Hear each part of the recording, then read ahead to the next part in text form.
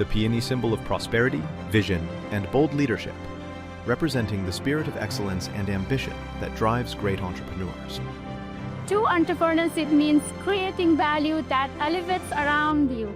Just as the peony radiates confidence and abundance, Shara Micucci has built an empire of empowerment. As a proud leader in the Nepalese community, she has demonstrated exceptional business acumen while creating widespread economic opportunities across her ventures.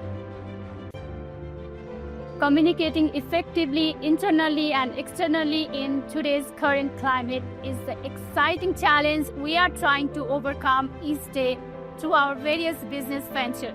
We strive to communicate clearly while adding value to customers, always creating good karma. We have always believed that successful business starts with identifying unmet needs in the market. When we established Rama Gaming House in 2012, we saw an opportunity to create more than just another entertainment venue. We envisioned a premium experience that would set new standards in the industry.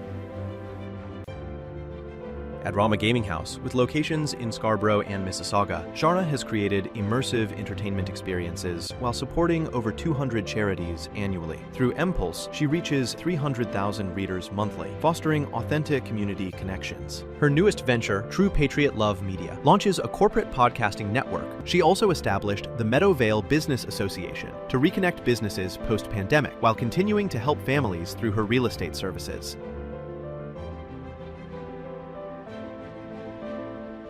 For us, business excellence means continuous evolution and uncompromising quality. We never satisfy with status quo. We are always looking ahead, anticipating market trends, and innovating to stay ahead of the curve. This forward-thinking mindset is what sustains growth and builds lasting enterprises. Her philosophy of perpetual innovation has earned industry recognition and positioned her as a thought leader in business development and strategic expansion. Like the peony that commands attention through sheer magnificence, her business achievements demonstrate how visionary strategy and exceptional execution can create extraordinary success.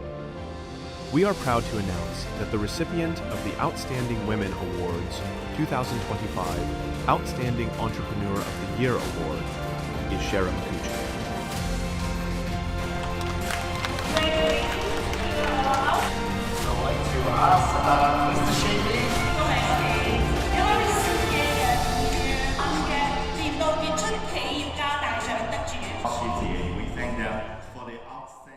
Let me read something to you, if I may. The Markham Richmond Hill and Vaughan Chinese Business Association hosted the prestigious Outstanding Women Award 2025 Gala at the Markham Hilton, celebrating women who have demonstrated exceptional achievements in business, innovation, and community leadership. And then it goes on to say, this year, Shara Micucci was awarded the prestigious Outstanding Entrepreneur of the Year Award, becoming the first South Asian woman to receive this honor. It is my pleasure to introduce you to my business partner and Entrepreneur of the Year, Shara Micucci. Thank you so much, Mike. Thank you for having me over here today. You know what? You're being very gracious because we've had to pull you in to do this. But the reason that we're doing it is twofold. First of all, we're all very proud of you. Congratulations. Thank you. But in the process of being in business with you, when you meet somebody, Shara, in life and you think, oh, I want to do business associated or in partnership with this person, there's many factors involved.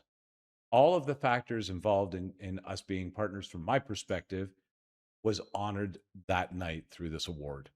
And so it is my pleasure. If you don't mind, I would love to tell your story. In fact, I'd love you to tell it. For sure, yeah. Okay, we're going to tell a lot of things today. Well, let me start with this. The culmination of this award is meaningful for all of us, and certainly mostly meaningful for you and your son, Chris. Let's go back in time. You came to Canada, a new immigrant from Nepal. Yep. Where did that process begin for you? What made you think, I'm going to go to Canada? So I'd like to start with my childhood, where I came from. Tell me about that. Very small village. My father, he's still a priest. So I grew up with a priest family. and they also have farming. So we used to eat a lot of organic foods. Mhm. Yeah, that's how I grew up. Not a lot of money, but we had a lot of love.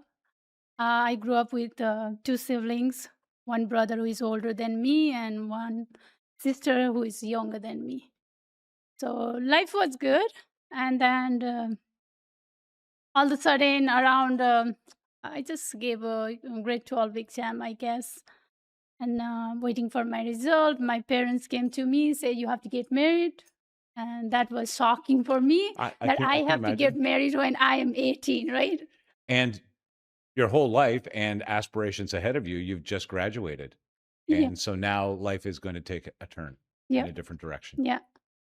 Yeah. And then my brother, he already left Nepal like a few years ago. He was in Dubai. Then I asked him, and he said, okay, you might have to listen to the parents. Maybe they are doing the right thing. So even your brother was like, maybe mom and dad are trying to do the Right the thing. right Yeah. thing for Yeah. you. Yeah. And then, yeah, then I ended up marrying with the guy who was 12 years older than me. That's where everything changed. Everything changed in my life. And I was married with my ex for a few years. And then I'm looking to my friends, family, everyone. Everybody had a good life, home, cars, everything. And then me, I'm I'm living in this apartment, and then thinking what I did wrong. I What? maybe I could have ended up with a maybe better person or the maybe better future. Maybe I was I would be going to school, getting my master degree because I always wanted to get master degree and then get married when I had a little bit money. But then marrying early was a little bit hard for me. But Yeah, I can see you completing yeah, your attention to detail. Completing a master's was completely within the realm for yeah. you, and you had taken on sort of as I recall, a passion for fashion design. Yeah, I did fashion design course. I wanted to do more and more. And then I did fashion design course, hairstyling course, whatever training I could get in Nepal, I tried to jump into that. And finally I figured out there is no opportunity for me in Nepal, not just for me, for many people over there because politics was getting worse. Government wasn't stable. So I figured out, no, this is maybe a little bit, it's going to be hard for me to stay here and wait for good future for me and for my kids. Yeah. So I decided to move on. That's where I landed in Canada by myself. And I landed in a snowy day like January Oh 8th. no, January 8th. the introduction to Canada was not a Yeah. warm one. No, nobody told me it's going to be that much snow in Canada. So I didn't have proper clothes. Yeah. And When we're my encouraging you to come to Canada, it's the last thing we talk about is that snow and the blowing wind. So our apologies. no, I was looking for the better future. So it's my responsibility to think about what's gonna be next. But I Yeah. didn't think ahead like whether gonna be this bad. Because I was born in the era where there was internet, but a lot of internet. I try to Google something, it will make a round circle, like around 5 minutes to open one window. And of So course, when it opens to snow, you think this can't be right. Click, and you have to shut it. I don't. But let's start just before you arrive. mhm, You know, we speak about this casually among us as a group of friends, mhm. but the truth is, you made an incredibly courageous move. Many people around you probably thought, "Yeah, I'm going to leave Nepal. I'm going to go get a better life too. I'm Mhm. going to do the same thing." Mhm. Yet you were the only one to go. Yeah, from my family, say from my area, I'm the only one who decided to leave country for um, after Dubai. My brother was there. I decided to go a little bit further, so I Yeah, end up it's in a Canada. Yeah, it's a far trip and to a new place yeah. with a different environment and a completely different language. And S- I didn't know anyone, so I had to figure things out. And then, yeah, as I said, cold winter. I landed in the airport, and funny thing is, I had a luggage, two big and one small, and I knew I have to take a cab. But then before that, I knew that I need a cash in my hand. I'm trying to open my bag, and then it's freezing, and I cannot even open my lock. Those days, you are allowed to put lock in your backpack.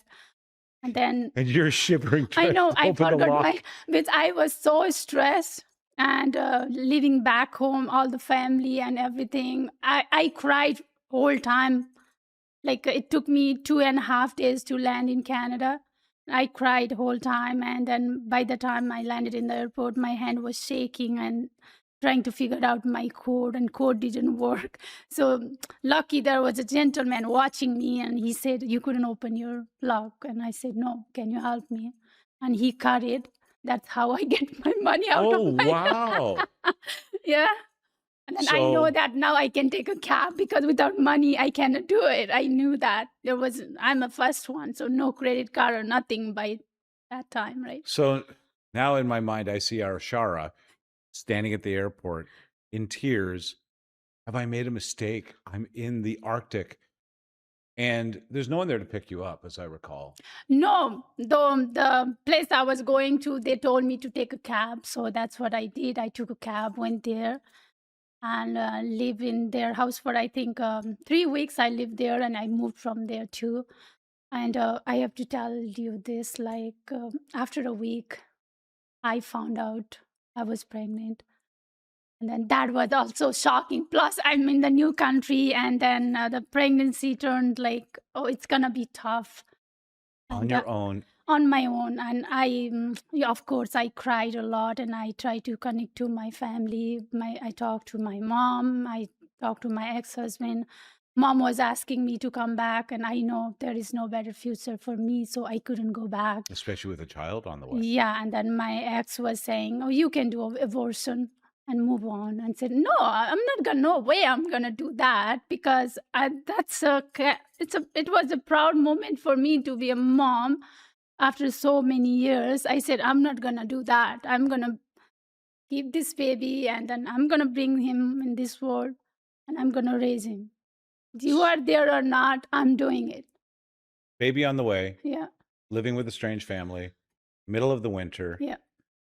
Now you've got to get employed. What happens?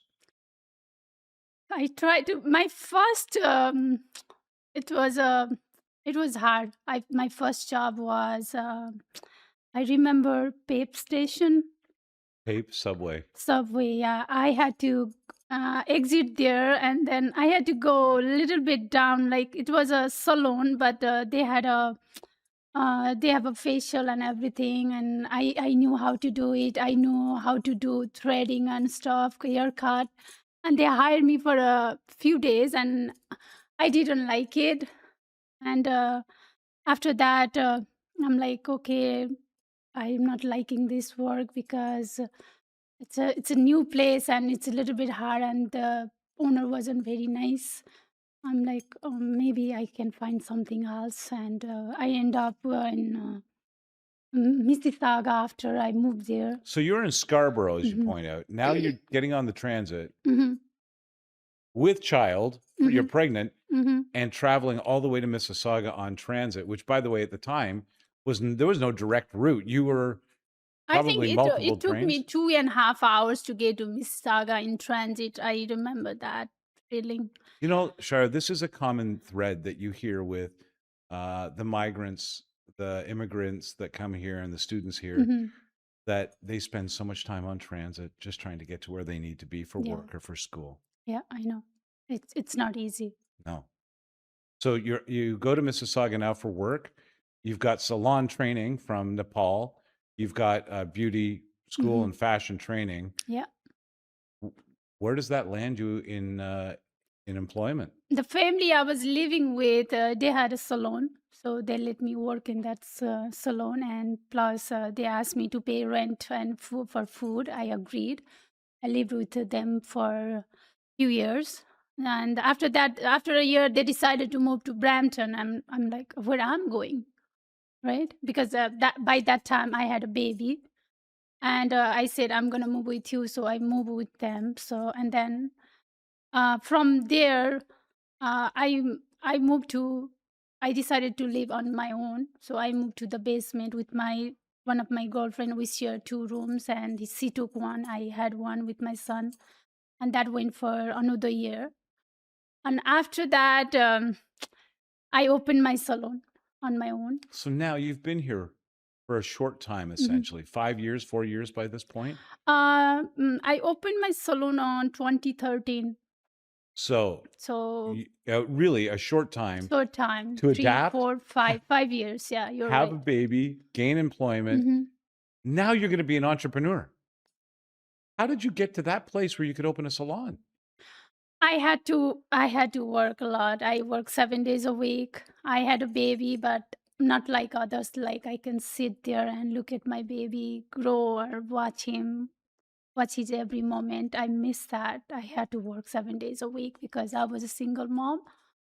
That's where I try to collect money. Like, okay, one day I'm gonna have my own salon. That was my dream, to open my own salon.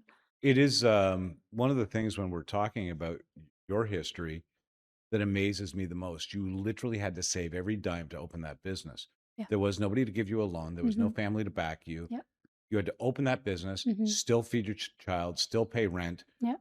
and become a success. And guess what? You did.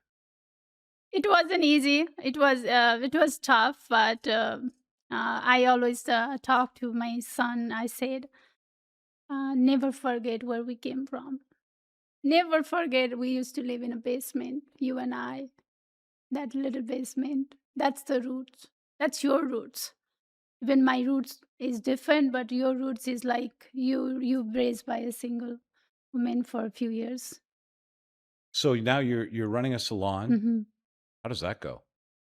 In the beginning, like every business, it was struggle. It was hard, but then slowly, customer yes get to know me and they like my work. They start coming back. I used to hire more people, so yeah, it was fine. So now you've got a growing business. Hmm. You've got a son. You've got your own place. You're making your way in Hmm. Canada. Hmm. How's that feel to you at that point? I wasn't thinking much about it because I had to think about how to pay my rent and how to pay my employee. That was the next level There now, was right? no moment for pride and of success at that moment because, like many entrepreneurs, you have to just keep going. Yeah. What a fascinating place to be in life. You know what would have been amazing is if Hmm. at that very moment, love would enter your life. Did it? It did in the salon. Yeah, he walked in, wanted to have a haircut. He told me it was love at first sight. He told me that too. And by the way, we're talking about Paul Micucci, your husband. Yeah. Um, yeah, he told me, and I'll share this with you. I don't know if you've ever heard this. He had more haircuts in a 3-month period than any man in the history of haircuts. He used to come once a week Yeah. for his haircut. Yeah, and I'm like, my other customer, they come once a month, like, and he's once a week or Oh, something. this guy really likes haircuts. Yeah. I don't know that it was the haircut that he was there for. So now you start to build a relationship with this gentleman who's also an entrepreneur. He has a business and you Yeah. have a Hmm. business. But let's talk about the development of that relationship and how it landed you guys married. Yeah, like we said, he used to come for haircut, and one day he asked me to go out. I took my time because I have a kid with me, Right. and I had to think about my son, what's gonna happen to him, and yeah, it worked out. Paul had his son too, so we were in the same boat, and then that's where we end up marrying each other. It's interesting that you know, the commonality that you had was not your childhood. It was not high school. It Hmm. was not relating through music, likely. It was really a new place for both of you. Yeah. Um, Language developing on your part, him trying to understand all of the, and I certainly do understand this scenario, Hmm. but through that, you begin to accomplish something beautiful. You begin to create a family. Yeah, language-wise, I speak different languages, so it wasn't that hard for me to pick up? pick up every languages. I speak Hindi, Urdu. I understand Punjabi. I can speak a little bit of Punjabi, not a English. lot. I'm not Now, very fluent. now English, right? Now, of course, I English. speak one of those languages you just listed, and very badly, English. So my respect for somebody. English was always my second language in back home too, because I went to private school, so it wasn't very hard to catch up. We didn't speak to each other, but we always had writing. Yeah. So it wasn't hard. Did you use Google Translate at all when at any Not point? that time. I didn't know about that. I'm going to be honest with you. It was a savior in my relationship. I want to add something about how I end up marrying Paul. Please. Because it mystifies all of us. So please go ahead. Yeah. I needed a barber in my salon because lots of men were coming to get a haircut and lots of men were asking, is there a barber? So I advertised, I think, on Kijiji, or there was some platform that I advertised that I needed a barber. And then all of a sudden, Ask showed up. He said, I want to be a barber. I'm like, okay, if you want to work with me, that's fine. Let's start. And then slowly we got closer. And then, as you know, he ended up being my godfather. And now, hard. Yeah, he passed away 4 months ago, and it's gonna be always hard because I miss him so much. I think as a father figure, really your family scenario began with Ash and his family here in Canada. Him and his family were the family where I started to learn and grow. He's the one. He's the backbone. He was a backbone for me. He always he taught me a lot of things, how to listen, learn, and grow. And he's the one keep telling me that Paul is the right guy you have to marry. It's good for your son. Chris will be so good. You will be so happy. Just trust me. As a father, I want to give you this advice. He's the right guy. And he didn't just say that. I mean, Paul tells me stories that Ash would go and just be with Paul, chat with him for hours at a stretch. They would just get to know one another. Yeah. And the net result of that was Ash coming back and saying, I think this might be. Ash used to call me every day to make sure how. And I miss that. The good news is what Ash imparted in you, I see every day in you and Paul. You did a good job, Ash. He was a good godfather. So now you and Paul are together. You're developing a beautiful life, and Chris is adopting a new father figure in his life, really for the first time ever. Funny thing is, when we met, I didn't want to bring Chris in the beginning. And we met a couple times. And when we thought, okay, it's time for Chris to meet Paul, we put him in the back seat. And then he looked at Paul and he said, are you my dad? And Chris was 3-year-old.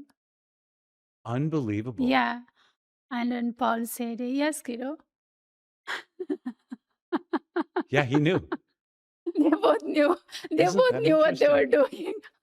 I'm like, okay, this is very strange. This is the first time. They seem to still have that relationship where they know what's going on. Yeah. I get it. You're the boss. But they also seem to have their own language among them. Oh, yeah. Which is very sweet. Now. And at that time, Chris used to speak Punjabi because he grew up with a nanny who is from Punjab. And she did a good job with Chris. She still calls me, okay, I want to see my son. She loved him so much. I think this is an important story to tell. The award is beautiful, and I don't know if you can see it here on the table. We'll certainly make sure you get a full look at it. Very beautiful. I watched you receiving this, but I think that the reward that I see you getting in life has very little to do with acknowledgement, which is very nice. You and Paul then go on to create a business together that has made an enormous difference in the province of Ontario in Canada. Mhm. Um, I hope that the people that you left behind in Nepal see this and hear what a difference you and your husband have made in this province, in the communities where you have businesses, and right within the walls where you do that business. Yeah, I hear good things about it. Especially my parents, they talk about it a lot. My cousins, yeah, they talk about it's a good thing we are doing, helping the communities over here. I don't know if you want to put a number on how much charities have received in Ontario through the operations that you and Paul have run, but it is in the millions and millions It and is. millions of Yep. dollars Yep. of charities that would normally not have it. So let's talk a little bit about this. Now you're married, and Paul's in the gaming business. Hmm. What happens? We got married, and after a while, we figured out Chris needs a little bit time from one of us, so we decided to sell the hair salon business. So we parked that on the side, and then we just had a charitable gaming house at that time. And I decided to go back to school to use my time with Chris. So I took a computer programming and graduated with honors. Yeah. And after Hold on. after Let's not that, just pass that. Okay. So now you've run a business. yeah, You're assisting in the gaming business. yeah, I know that. mhm, You're raising a child, but yeah, that's not enough. No, no. You have to go and continue your education in a mhm. completely different field. This is the story of the immigrant to Canada. More, extend, expand, learn. It's a commonality that I think many people don't understand is how you achieve from starting at an airport when you couldn't open your luggage Yep, and you didn't know where you were going to land that mhm, day. yep. You get there through this kind of pure determination that, in many ways, North Americans don't have that same hunger. You have the desire to still create a family Mhm. and position yourself proudly as a mom, something that is quickly dissipating also in North America. So, when we talk about this award, Yeah. to me, the greatest thing about this award is that you made that balance, that you created a scenario where you could be a mom, a wife, and a mentor within the business walls of Rama Gaming House to other immigrants while you're giving back charitably.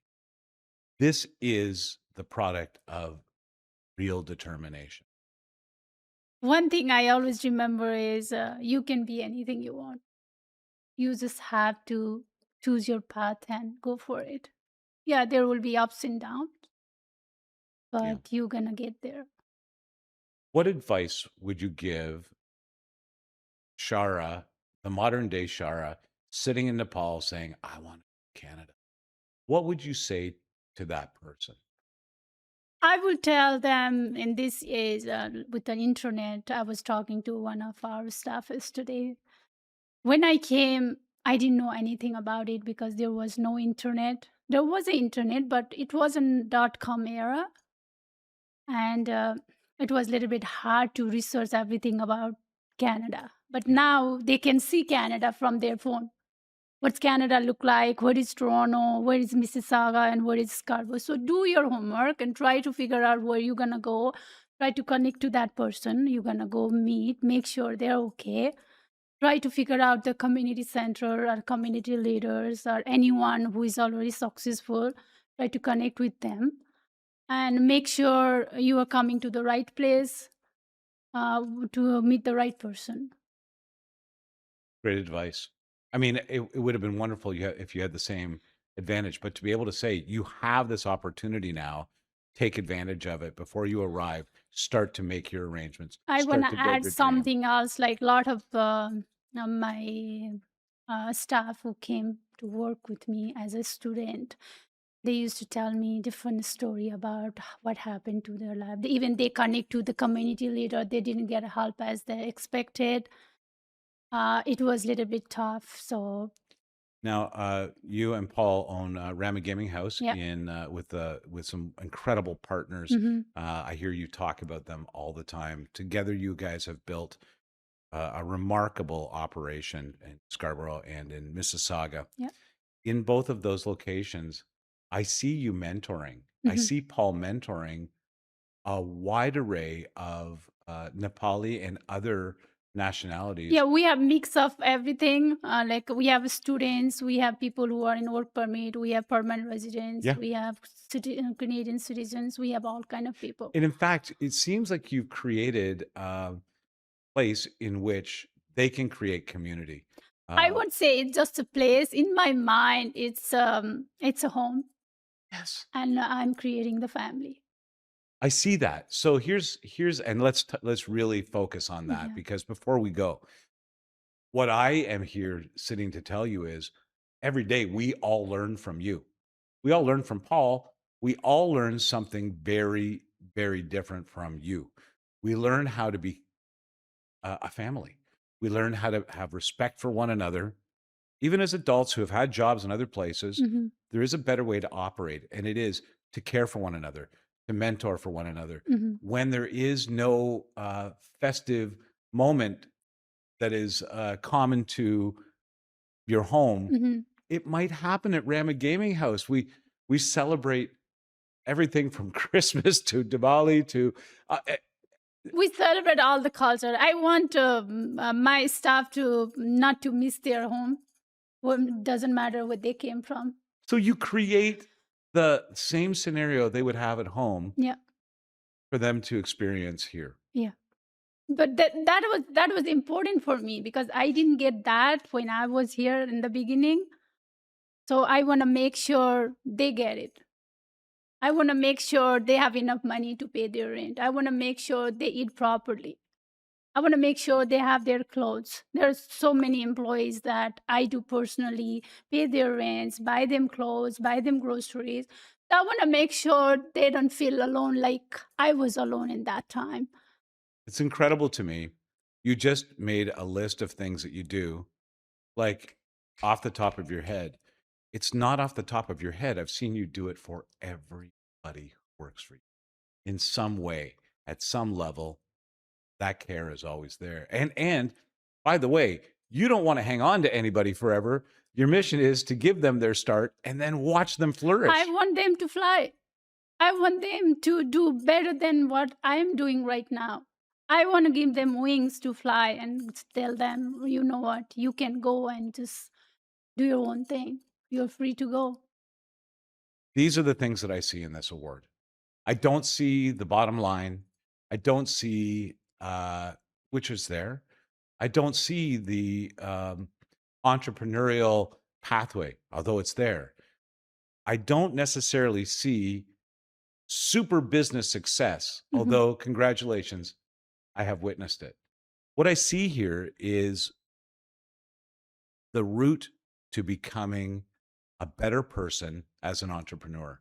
And I hope that the next person that receives this award has done as much in the community, realizes their dreams the way that you did, and can impart upon the group that they're mentoring a better way forward. That's why I really wanted to do this interview, Shara, because I think there's a model that you represent as a Canadian coming to Canada. Thank you so much for doing this interview, and thank you for Markham Richmond Hill Vaughan Chinese Business Association for giving this award to me, for recognizing me what I have done in these communities, because community is everything for me. Family is everything for me. I want to help more communities. I want to help community to grow. I want to community start with the person, so I want to help each of them who needs help, and I want them to grow. I don't just want them to sit beside me and waiting for me to tell what to do. I want them to go find their own path like I did. You have to be hungry enough to be successful. Yeah. Yeah. And you need the people around you to believe in you as well, even in the moments where you don't think you can do it. Yeah. Shara, thank you. I really appreciate this. Thank you I so much. I should point out one more time This is probably the last thing that you'd want to do, but I really appreciate that you do it because I do think there's some value in it. And I want to say thank you. You're an amazing business partner. Thank you. And then I would like to add more stuff to it. Like, it's not just Rama Gaming House. We have newspaper and Pulse. Oh my goodness. Okay, so if you don't mind, I'll take a moment and we'll cover this off. Yeah. You guys have 2 community newspapers. I'm sorry, I have forgotten this. I don't know why. Your story was so charming to me that I lost it. Yeah, no, you have Rama Gaming House, but from Rama Gaming House, you realize quickly, hey, there's no community newspapers in either of these communities. So you started one. Yeah, because we see the void that everybody was telling us after COVID that we didn't get anything to read about. So Paul and I talked about maybe we need to fill that void. So we started newspaper. We have more than 300,000 readers right now, and we distribute more than 100,000 copies in the neighborhoods. It's basically the community news, what's going on in your community. It's beautiful because the feedback in the communities, which I hear all the time, is we lost our newspaper. Now we have it back. Yeah. And that community connection speaks again to that theory of we need to be a community to make things happen properly. Yeah. And then before that, we started Meadowvale Business Association. Paul and I, we both founded it.